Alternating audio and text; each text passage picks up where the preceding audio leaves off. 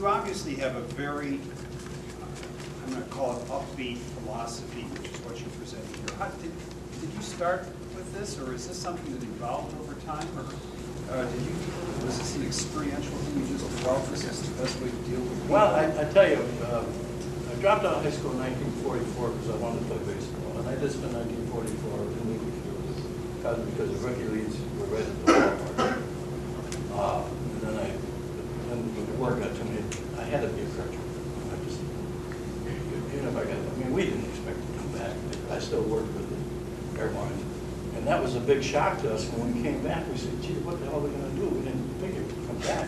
And that's why the GI Bill was so, the second best thing of that century was the GI Bill next to winning that war.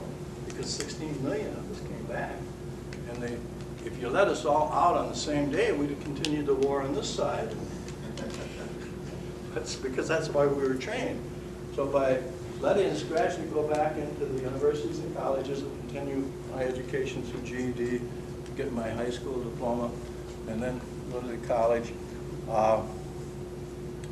And then the good fortune along the way of no fatal disease, being adventuresome and not breaking. That's the only thing ever broken. That's the result of a line drive, but no money to fix it with. But even though I didn't make it in baseball, I use the metaphor, so I'm still involved in baseball in this. So good fortune has something to do with it. But I think one of the impressions was early in my life, probably around 9th grade, I lived in a small town in Wisconsin, and I was pretty upset with my home life because I didn't want to go to school. There were other things more attractive, so I ran away from home. And being in a small town, I couldn't conceal my runaway. I didn't leave town. I just hung out someplace.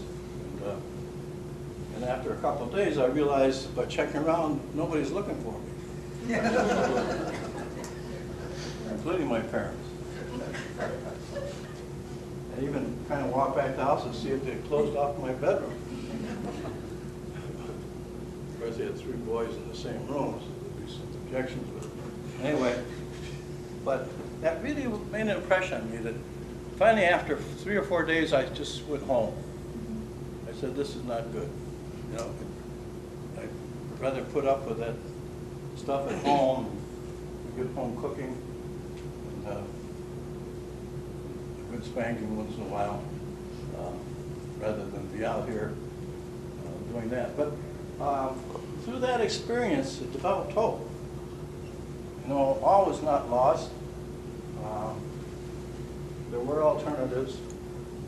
And then, I think going into the profession, the CPA, I couldn't believe how much people relied on me. And that gets us back into the senses. I would get so trusted, because I wasn't easily intimidated. So they really wanted me to fight with the Internal Revenue Service. And I really enjoyed fighting with them.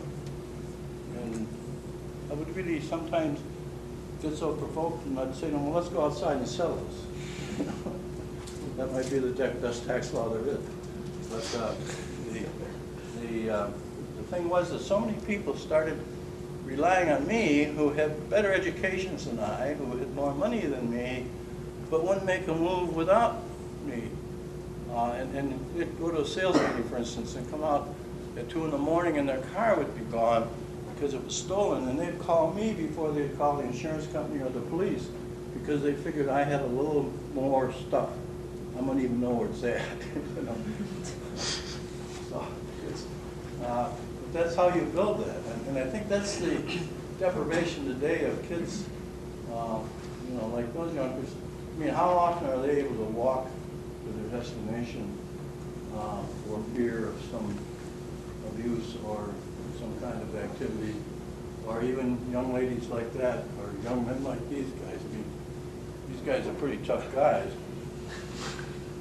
They're like those 2 guys on television. What was their name?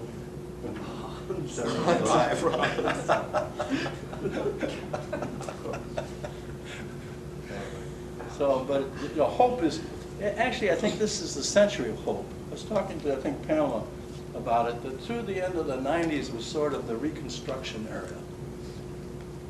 And there's a lot of programs in place, and there's a lot of huge funds of money going in to correct those things we saw, but people generally don't know that because there's so much media that plays it down or misdirects it or whatever, that people now need hope.